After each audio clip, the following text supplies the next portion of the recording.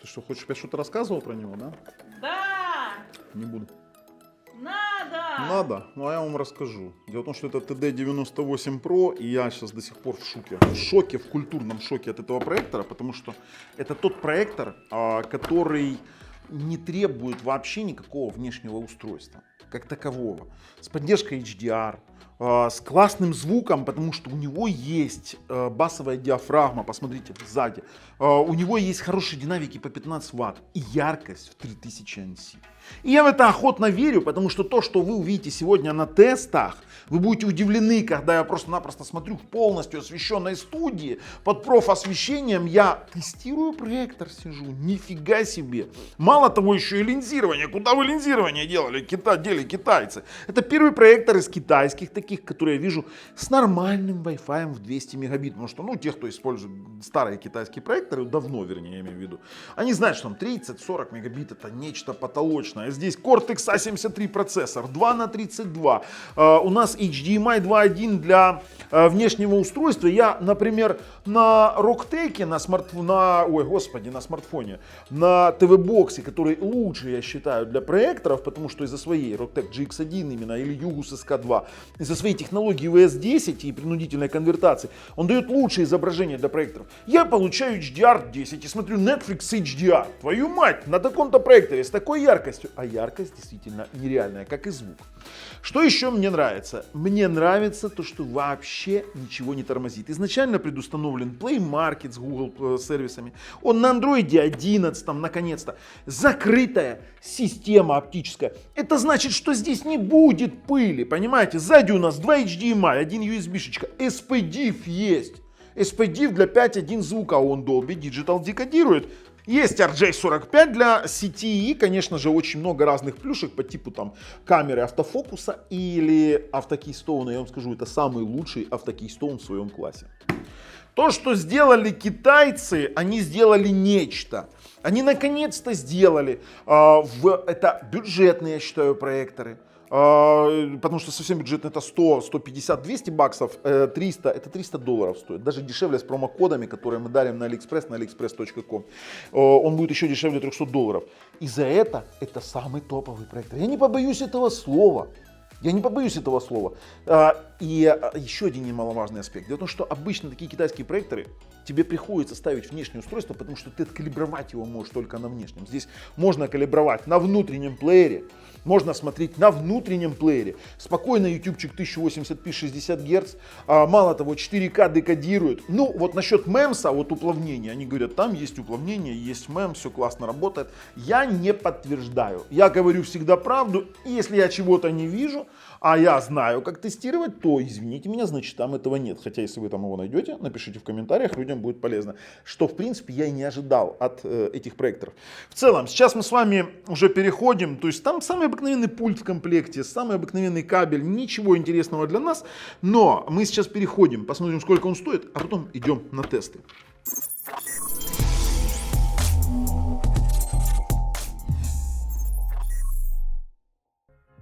Друзья, $313, $3000 ANSI люмен. Если вы не верите, вы сейчас увидите тесты, вы охренеете. Full HD проектор TD98 Pro 2 на 32. Так, смотрим, что тут понаписывали.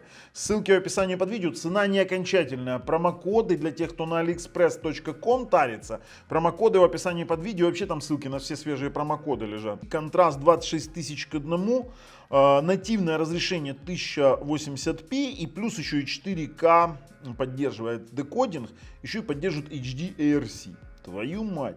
Короче, я вам скажу, они же не показывают, что здесь есть еще вариант с HDR, да, который мы обнаружили, что он еще снаружи с внешнего устройства при принудительном включении, допустим, того же на сертифицированном ТВ-боксе HDR на Realtek, но это только на Realtek у нас получилось, он воспринимает HDR и реально конкретно его декодирует.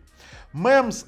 Заявляют MEMS, я не уверен, что он работает. Если вы докажете, что он работает, отлично. Я не вижу в нем MEMS. Японку он не проходит с MEMS, сразу говорю.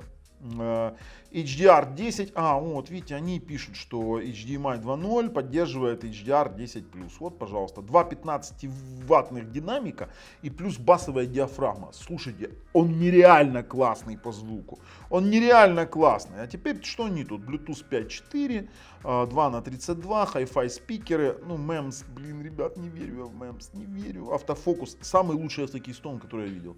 И здесь Cortex A73 Proц. Короче, ребят, я вот это все вам здесь закидываю, HDR10+, да, они заявляются про HDR10, мы его нашли, но он немножко не так работает. Я вам его закидываю, вот видите, они даже показывают свою вот эту вот технологию, там открытая оптика, допустим, а здесь вот, и это закрытая оптика, куда не попадает пыль, вот так вот, это очень важно, 100 тысяч часов время лампы работы. Что еще они тут заявляются? Да больше ничего. То, что HDMI 2.0 поддерживается, это очень хорошо. Поиграть можно? Можно. Про MEMS, опять же, я промолчу. Я пытался, у меня не заработало. Если у кого-то заработает, просто шикарно. Знаете, что он там есть, но я не могу подтвердить. Все. Все остальное, он классно калибруется, он классно устанавливается. И у него классный автофокус. Короче, ссылка в описании под видео. Подписываемся, нажимаем колокольчик, а мы пошли с вами его тестировать. Слушайте, это самый быстрый проектор и самый громкий, и самый с чистым звуком, который я тестировал. Смотрите, то есть само меню отрабатывает очень быстро, без лагов, вообще без каких-либо. Если мы пойдем с вами в настроечки, то мы увидим с вами шикарные настройки проекции. То есть у нас есть автоматическая фокусировка, настройка фокусировки. По факту у нас есть автофокус при смещении, при включении. У нас есть автоматическая трапециодная коррекция. Вы сейчас видите, вот я вам вставочку специально снял, я его двигал. И он в любую проекцию, вы его только сдвинули, и он просто делает топовую вещь. Это самая лучшая автокоррекция, которую я видел. Самая лучшая. Есть мануальная четырехточечная. Есть скоростная трапециоидная коррекция, когда у вас по диагоналям. Есть сами по себе настройки коррекции. Видите, автокоррекция по включению, автоматическое выравнивание экрана. Экран умный, чтобы избежать препятствий. То есть, если я стану и включим эту штуку, то он меня обойдет и поместит куда-то в другое место. Есть ступенчатая коррекция. Видите, раз у нас все стало фигней, вернуло назад. То есть, это очень классно. Также можем сбросить трапециоид, все нормально. Настройки сети, Wi-Fi. Wi-Fi есть 5 ГГц, есть 2,4, обязательно проверим, есть Ethernet, есть Bluetooth, кстати, как отдельная штука.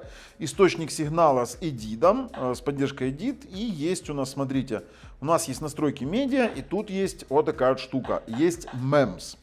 А вот это интересно.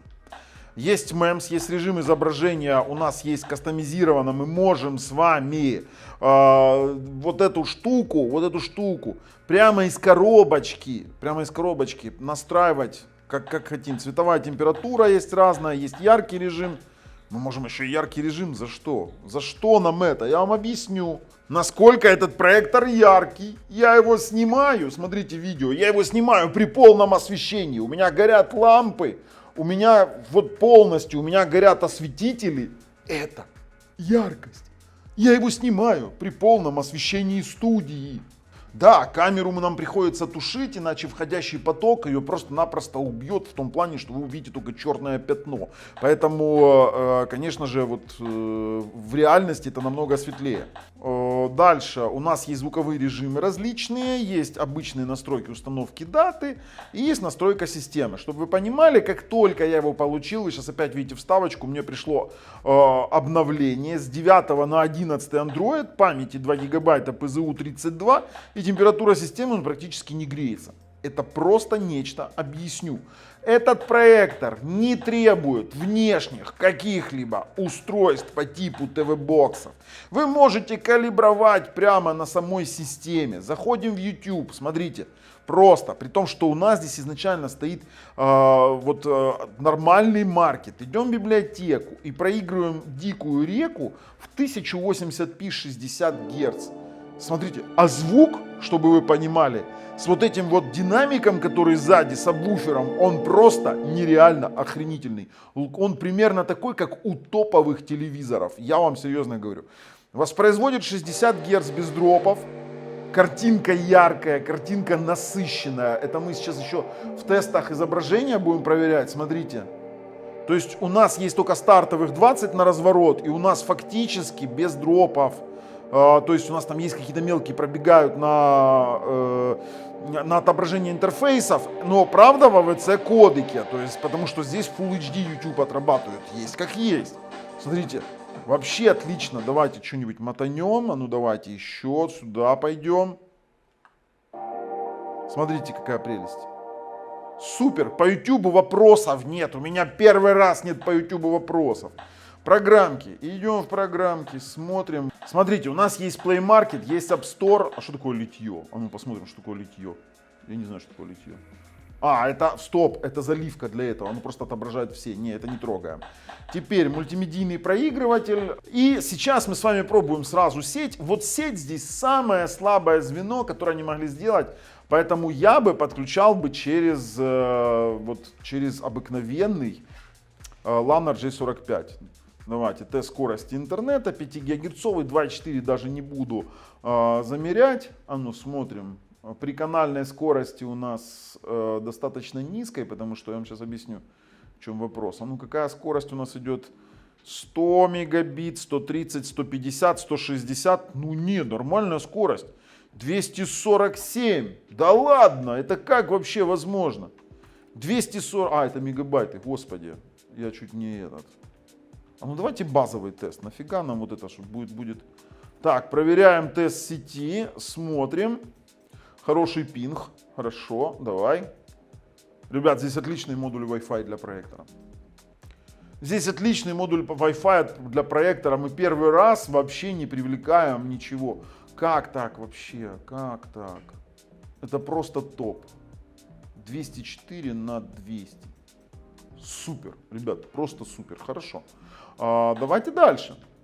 Идем в AIDA 64. Сейчас вы поймете, как это работает. Система. Мы видим Mediatek C50A производитель, MT5889. Не смотрите на 1,5 гигабайта оперативной памяти, здесь реальных 2. Здесь чуть по-другому архитектура сделана. Тут еще выделяется полгига на вот эти вот на автокоррекционные дела, на все остальное, поэтому там они делают это таким образом. Всего в внутреннем хранилище 32 гига, все понятно. Центральный процессор, здесь меня ждал сюрприз. 4-ядерный Cortex A73 по 1,3 ГГц. Это, мать его, классный проц. За отображение отвечает Mali G52. На секундочку. Сеть у нас, а ну давайте, 286 канальная скорость на 5 ГГц до 200 разгоняется. Теперь, понимает NTFS диски. exFAT не читает, говорю сразу. Заходим в NTFS и пробуем наши тесты на плавность. Так как они заявляются про MEMS, вот это интересно. Давайте японскую девочку. Пробуем. Тут есть MEMS, но его надо отрегулировать. Объясню. MEMS я сразу вижу, но он на японскую девочку. Что такое частота воспроизведения? Охренеть. Субтитры, формат изображения можно менять. Вот это прикол. Ладно, сейчас мы отрегулируем MEMS. MEMS есть, я могу это сразу сказать. Вот очень прям интересно его, я знаю, что такое, как это работает. Давайте настройки медиа. MEMS Low поставим. И ту же самую японскую девочку. Она все равно дергается. Он пытается ее исправить, но у него не получается. Скажу вам так, тест с японкой он не проходит ни с MEMS, ни без. Тут уж, извините, говорю всю правду. Я обычно это людям доношу, чтобы не было потом на меня никаких обид. По тестам 24 кадра. Сейчас пробуем. Тестируем 24-кадровое видео. Фотографируем. И у нас получается чистая шахматка. 24 кадров здесь нет. Сейчас попробуем с MEMS сфотографировать. Тогда будет понятно, есть здесь MEMS или нет для обыкновенного фильма. Потому что японка это тоже не показатель. Японка это показатель уплотнения телевизора. Либо чисто 24-кадрового режима, но никак не уплотнение проектора. Давайте настройка медиа. И вставим высокое. Давайте мультимедийный проигрыватель. То же самое и фотографируем с выдержкой 24 кадра в секунду. Если паттерны у нас различаются, значит MEMS у нас есть. Паттерны не отличаются. MEMS не рабочий, MEMS нет. Я говорю как есть. Теперь используем тестовые картинки. Оверскана не наблюдаю, пиксели конечные видны. Вот что самое интересное. Для меня яркость настроена, но я бы чуть-чуть поддал бы. И контраст. Контраст идеально, яркость нет. Сейчас мы будем чуть его калибровать. Девушки выглядят отлично. Слушай, ну вот я бы по яркости плюс пару, да? Да, я бы тоже. Процентов. Сейчас мы с вами это все дело исправим. Настройки. Вот очень круто, что его можно откалибровать прямо на общее изображение. Сейчас посмотрим, насколько это работает. А ну, пробуем. О, яркость, идеально. Вообще идеально, четко. Добавил буквально до 60 и все, идеально. И яркость, и контраст. Лисица, смотри. Да. То есть, если вы не верите, камера не передает, я вам 100% говорю. Я вам сейчас с телефоном сниму. Смотрите, специально вам взял телефоном снимать, потому что не передаст камера. Смотрите, все прямоугольники видны, даже последний еле-еле виден, так и должно быть. Как и по контрасту то же самое. То есть он сейчас правильно откалиброван, девушки выглядят абсолютно идеально. Смотрите, базовые цвета имеют равномерную заливку, нет черных вкраплений, темных вкраплений. Они абсолютно классно залиты. Ну, понятное дело, что здесь мы видим, так как это 6 бит на канал, здесь мы будем видеть лесенку, это не 10-битный проектор, конечно же, можем чуть-чуть отдалить, чтобы было еще виднее. Смотрите, то есть это абсолютно идеально, классно сделанный проектор. Смотрите, основные цвета. Нет никаких вкраплений. Смотрите, красный. Красный какой. Это фиолетовый. Это у нас такой, знаете, серо-пурпурный. Хрен его знает, как его назвать. Синий. То есть идеально. Идеально по основным цветам. И даже здесь, смотрите, вот если смотреть вот это вот, конечно, камера совсем не передает, но они проступают, эти все квадраты, вот на вот этих вот девушках на тесте, то есть они абсолютно классно вот калиброваны. Ну, давайте до яркостно-контрастного анализа дойдем. Все квадраты видны, все своим глазом вижу.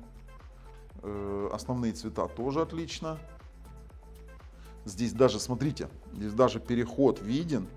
Смотрите, виден переход и градации. Тоже, не знаю, как это на камере передать. И опять же, во всех цветах яркостно-контрастный анализ. Отлично себя показывает в зеленом, в красном, в синем, во всех. Теперь по поводу линзирования. Смотрите, у нас нет размытия по краям. У нас нет, мать его, размытия по краям. Это чистые 1080p, потому что на этой лестнице, если будет 720p, то будет черестрочное пропускание, вернее, будет черестрочное затемнение, а если еще меньше, то черестрочное пропускание.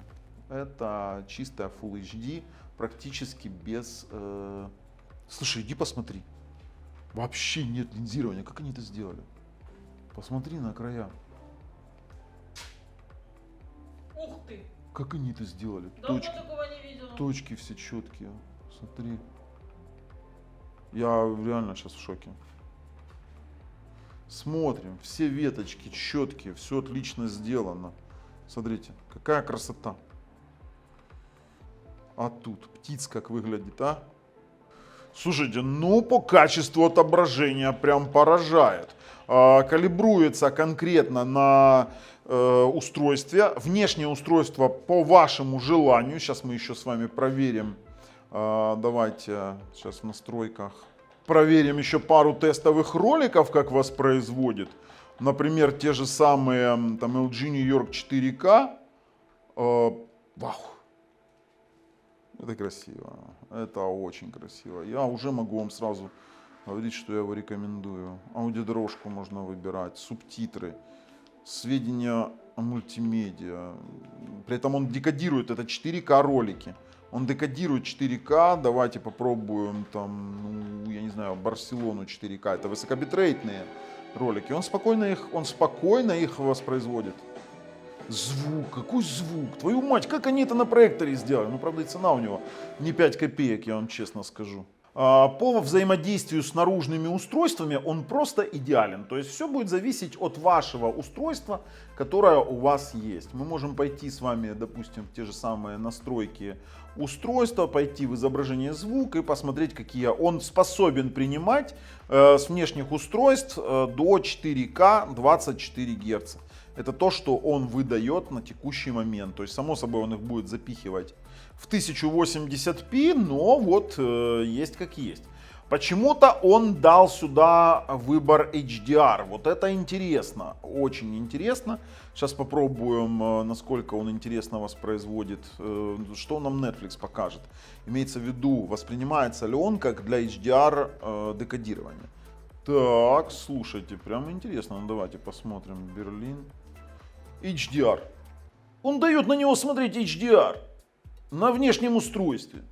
Dolby Audio, HDR10. Он может декодировать HDR10. Какого нафиг фига? Подключите к нему, пожалуйста, к ТВ-боксу SSD-шник. Это очень важно. И сейчас попробуем еще и 24 кадра. Я просто в шоке. Так, смотрим Vimo. Да, он видит сейчас частоты 60, 50, 54. Я хочу попробовать, кроме HDR воспроизведения, я хочу еще попробовать 24 кадра с внешнего устройства. Вот это прям очень интересно будет. Так, сейчас с автофреймрейтом посмотрим, как срабатывает. 24-кадровый режим. Автофреймрейт вообще сработал. Я вижу это по частоте. Фотографируем с задержкой 1 секунду. Ну, нет, к сожалению, 24-кадрового режима так и не появилось. А вот то, что при проигрывании HDR, сейчас посмотрим, что у нас получится. Сейчас смотрим. Декодирует, вообще отлично. Это еще не все. Это еще не все, что я хотел вам показать. Мы, конечно же, должны проверить с вами тест, можно ли на нем играть и что с задержкой. Так, отрегулируем. Здесь все правильно, все четко. Идем в настройки PlayStation, смотрим, что у нас есть по системе, по экрану и видео. Так, ну, видите, HDR он не поддерживает на PlayStation, не дает HDR. Если он дает HDR на некоторые виды ТВ-боксов, но я не уверен, что на все. То есть HDR он берет с Realtek, а с других устройств не берет. Но частоты 24, 50, 60. В любом случае мы должны с вами проверить, как на нем играть. Так, нам нужно определять, насколько есть реакция. Ну, мы сейчас видео снимаем, насколько у нас есть задержка. Задержка есть, сразу говорю, она минимальна, но она есть. Вот я могу сказать, что задержка есть. Она реально есть. Подойдет ли для игры? Подойдет. Для консольных игр. Вот видите, я нажимаю. Клац. Клац. Можете сами остановить, посчитать миллисекунды. Но она есть. Слушайте, ну насколько можно играть? Да можно играть. Никто тут не запрещает. Он очень яркий, очень крутой. Я вам просто передать не могу. Вообще я уже готов пройти, прорезюмировать данное видео и данный проектор. Но он меня очень сильно впечатлил. Ну что, ребят, я его рекомендую. Один из лучших проекторов из Китая, который можно сейчас купить. Один из лучших. Честная яркость. Я не могу замерить, к сожалению. У меня нет люксометра. У меня есть, в принципе, замеритель для замеров яркости экрана телевизоров. Люксометра простого оптического у меня нет. Но, судя по яркости и по контрасту, это просто один из лучших проекторов. Это из того, что я вижу своими собственными глазами. Это мое субъективное мнение. Но он мне обалдеть как понравился. Я видел много проекторов. Но этот я ставлю на самое топовое место на текущий момент. А с вами был Бабл на канале Технозон. Пока.